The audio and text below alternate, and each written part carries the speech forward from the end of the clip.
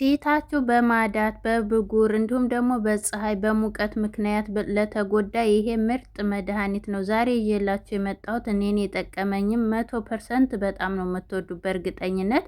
በተለይ ምግብ ለምትሰሩ ልጆች አሁኑ ወቅቱ የሙቀት ስለሆነ ፊታችን ይበላሻል፣ አንገታችን ይጠቁራል፣ ያቃጥለናል። ይሄ ለሱ መፍትሄ የሚሆን ለተሸበሸበ ያለ እድሜያችሁ ለተሸበሸባችሁ ምርጥ መፍትሄ ነው። በስራ ምክንያት ፊታችሁ ለሚያብጥባችሁ አይናችሁ ስለሚጠቁርባችሁ ይሄ መድኃኒት ነው። በእርግጠኝነት ታመሰግኑኛላችሁ። ሰላም ውዶቼ እንዴት ናችሁ? ያለው እግዚአብሔር ይመስገን ደህና ነኝ። በያላችሁበት ዓለም ዳርቻ ሰላማችሁ ብዝት ይበል እያልኩኝ እዚህ ጋር በምታዩት መልኩ እንግዲህ እኔ ብጉር አለኝ። ብጉር ቢኖረኝም ፊቴ ግን ጤናማ ነው እግዚአብሔር ይመስገን። እና ብጉር የወጣባችሁን እሱን ብጉርን መከላከል ባንችል የወጣብንን ትቶብን የሚሄደውን ጥቁረቱን ግን ማጥፋት እንችላለን በዚህ ውህድ ማለት ነው። እዚህ ጋር በምታዩት መልኩ አሰራሩ በነገራችን ላይ በጣም ቀላል ነው። በሁላችንም ቤት የሚገኝ ነው። ይህንን ምንም ያህል የሰነፍ ስራ ማለት ትችላላችሁ። ያን ያህል ጊዜ አይጠይቃችሁም። ነገር ግን ሳናቅ አልተጠቀምንበትም። ዛሬ እኔ በተደጋጋሚ የጠቀመኝን እንዲሁም ደግሞ ሙቀት በጣም ስቸገር የምጠቀመው ይሄን ነው። ተከታተሉኝ። እዚህ ጋር በመጀመሪያ ደረጃ እርጎ ይዤ መጥቻለሁ። ወይ በአረበኛ ሮብ ይባላል። እሱን እኔ እንግዲህ ይሄ ነው እኔ የተጠቀምኩት። የተለያዩ የእርጎ አይነቶች አሉ። እናንተ ያላችሁ መጠቀም ትችላላችሁ በቤታችሁ ማለት ነው።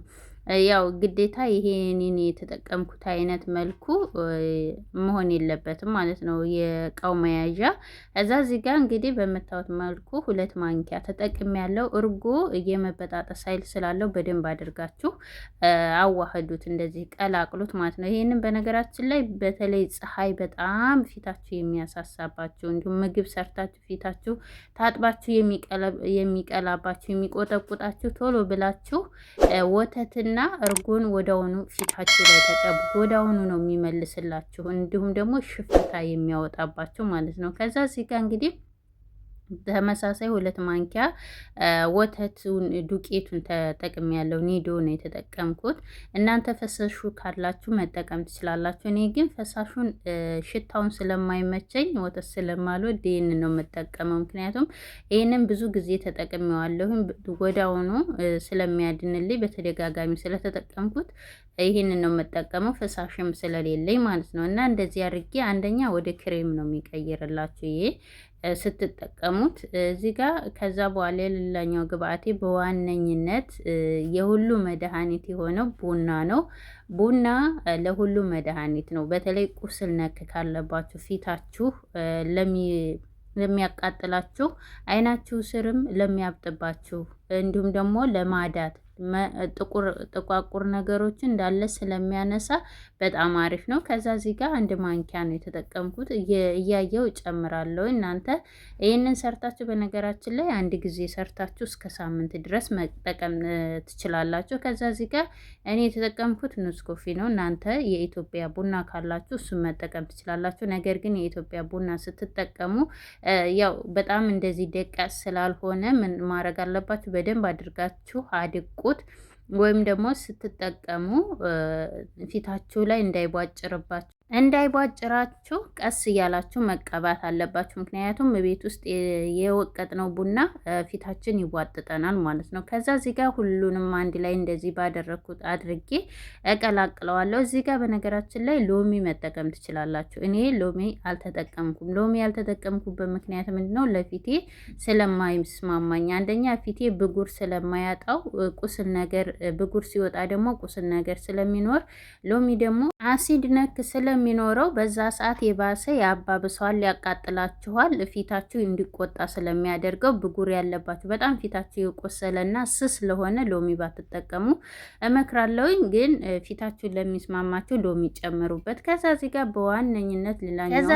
በዋነኝነት ምርጥ ውህዴ እንግዲህ ግብአቴ እዚህ ጋር ማር ነው። ማር ለፊታችሁ ጥራት፣ ለፊታችሁ ማብራት እንዲሁም ደግሞ ጠቋቁር ነገሮች ማዳት ካለባችሁ አጣብቆ ስለሚያነሳው እንዲሁም ደግሞ ፊታችሁ በጣም ደረቅ ከሆነ ያለሰልስላችኋል። ይህንን ተጠቅሜያለሁ። አንድ ማንኪያ ነው የተጠቀምኩት። ባያችሁት ማንኪያ በዛ ማረግም ትችላላችሁ። እንዳልኳችሁ እንደ መጠናቸው ነው። እኔ ይሄ ለሁለት ጊዜ ነው የተጠቀምኩት። ከዛ በኋላ በደንብ አድርገን ሁሉንም ውህዶች እናዋህዳቸዋለን። እዚህ ጋር የኩክነት ዘይት ወይንም ደግሞ የወይራ ዘይት መጠቀም ተፈለጋችሁ የሚስማማችሁን መጠቀም መጨመር ትችላላችሁ። እኔ ግን አልጨመርኩበትም። ይሄ ፊቴ ቅባታማ ስለሆነ ብጉር ስለሚያወጣብኝ በጣም ብጉር በሚወጣበት ወቅት ደግሞ አልጨምርም፣ ዘይት አላበዛም ማለት ነው። ከዛ እዚህ ጋር ቅድም የነበረንን የወተቱን ዱቄቱን ወተት ጨምሬዋለሁ። ምክንያቱም የጨመርኩበት ምንድን ነው እዚህ ጋር ስቀባው በጣም እንዳይቀጥንብኝ ወፈር እንዲልልኝ እና እንደ ክሬም እንዲሆንልኝ ስለፈለግኩኝ ነው። ከዛ እዚህ ጋር በምታዩት መልኩ በደንብ አድርጌ ሁሉንም ቀላቅያቸዋለሁ። ይሄ እንዳልኳችሁ ፊታችሁ በጣም ለተበላሸባችሁ ይህንን ሁል ጊዜ ሳሰለችሁ ተጠቀሙት ማለት ነው። ሳሰለችሁ ቢያንስ በሳምንት አንዴ ሁለቴ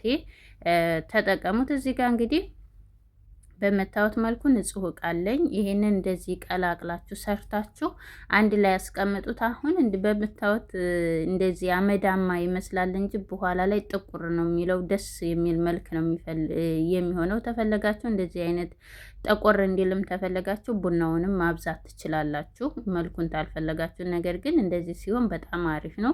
አንደኛ ሲቀመጥም እንዳልኳችሁ ይጠቁራል። ከዛ በምታዩት ይሄንን ይመስላል። እንግዲህ ቸኮሌት ነው የሚመስለው፣ ብሉይ ብሉይ ነው የሚለው ራሱ ስታዩት ራሱ ማለት ነው። ሽታው ደግሞ በስማም የቡናው ሽታ ደስ ሲል። ከዛ እዚህ ጋር በምታዩት እንደዚህ አድርጌ ንጹህ እቃ፣ እንደዚህ አይነት እቃዎች በነገራችን ላይ እንደዚህ ጥብ አድርጋችሁ ብታስቀምጧቸው ይጠቅሟቸዋል። እንደዚህ ቅልቅል ግጥም አድርጌ ይቅርታ ፍሪጅ ውስጥ አስቀምጠዋለሁ። ከዛ ፍሪጅ ውስጥ ታስቀመጥኩት በኋላ እኔ በማግስቱ ነው የተጠቀምኩት። በነገራችን ላይ ወደ ሆኖ አልተጠቀምኩትም። እዚህ ጋር እንግዲህ ወደ አጠቃቀሙ ስንሄድ መጀመሪያ ፊቴን በሳሙና በደንብ አድርጌ ታጥቤያለሁኝ። እዚህ ጋር እንግዲህ ሁልጊዜም ቢሆን ፊታችሁን ስትቀቡ ፊታችሁን በደንብ አድርጋችሁ ታጠቡ። ፊታችሁን ታትታጠቡ ተተጠቀማችሁት የበለጠ ቁስሉና ማዳቱ ይባባሳል እንጂ ወዲያውኑ እያቆሸሻችሁት ነው እንጂ እየዳነ አይሄድላችሁ። ምክንያቱም ቀን ሙሉ ላብ አለ፣ እንዲሁም ደግሞ የምግብ ሽታ አለ። ያያ ስለሚሆን አቧራው ምናምን ስለሚይዝ ሁልጊዜም ቢሆን ማንኛውም ነገር የፊታችሁን ማስክ ስትጠቀሙ ፊታችሁን በደንብ አድርጋችሁ ታጠቡ። እንግዲህ እኔ እዚህ ጋር እንግዲህ እያልኳችሁ የነበረው እያመለከትኳችሁ እኔ ብጉር ፊቴ አያጣውም በምታዩት መልኩ። ምክንያቱም የሆርሞን መባዛት ስላለ በየወሩ ፊቴ ችፍ ብሎ ይወጣል፣ ብጉር ይወጣና ከዛ ደግሞ ይከስማል ማለት ነው። ከስሞ ሲሄድ ደግሞ ጥቋቁር ነገር ትቶብኝ ይሄዳል።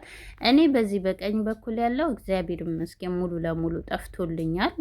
ፈጣሪ የተመሰገነ ይሁን። ግን በግራ በኩል ያለው በጣም ስለተጎዳ እሱ አልዳንም፣ ገና ነው። ብጉር ነካለው አሁንም ቢሆን ማለት ነው። እና ማዳት ትንንሽ ጠቋቁር ነገር አለው ማለት ነው። ግን እግዚአብሔር ይመስገን በፊቱና አሁን ላይ ያለው ፊቴ ፈጣሪን አመሰግናለሁ። እዚህ ጋር እንግዲህ በደንብ አድርጌ በደንብ ከደራረብኩ በኋላ ምናደርጋለን? እዚህ ጋር ስስ ሶፍት እንደዚህ እንጠቀምበታለን። በደንብ አድርጎ ስቲም እንዲያደርገውና ሙቀት እንዲሰጠው። በሙቀቱ ምክንያት በዛ ሰዓት ምን ይሆናል እንዳለ ሲርስ ማዳቱ ይነሳ፣ እንዲሁም ደግሞ የሞቱ ቆዳዎችን ይዞት ይነሳና ቆዳችን ትክክለኛው ያበራል፣ ይለሰልስልናል ማለት ነው። እንደዚህ በላው እየደረብን እንሰራለን።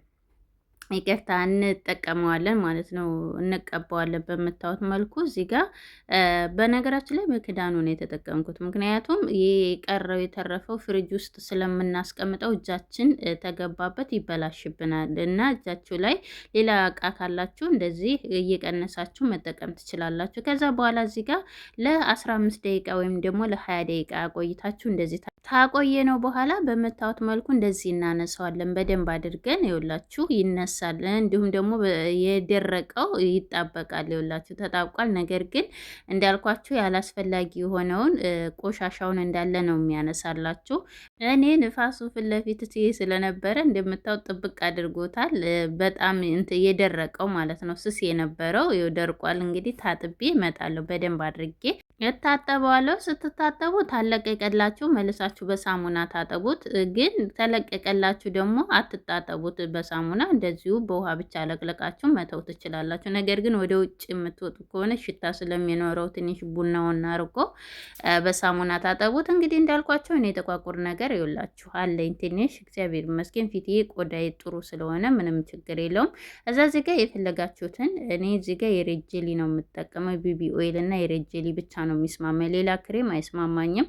ከዛ በደንብ አድርገን ይሄን ማስክ ትጠቀሙ። በነገራችን ላይ ማታ ማታ ቢሆን አሪፍ ነው፣ ምክንያቱም ፊታችሁ ርፍ ይላል፣ እረፍት ታገኛላችሁ። እንግዲህ ሀሳብ አስተያየታችሁን የጠቀማችሁን ደግሞ ኮሜንት ላይ አሳውቁ። በሌላ አዲስ ቪዲዮ እስከምንገናኝ ድረስ ቻወዳችኋለሁ። ነገ ደግሞ ከፊት ለሸሸባችሁ ለሚበጣጠስባቸው ሌላ ቪዲዮ ይዤላችሁ እመጣለሁ።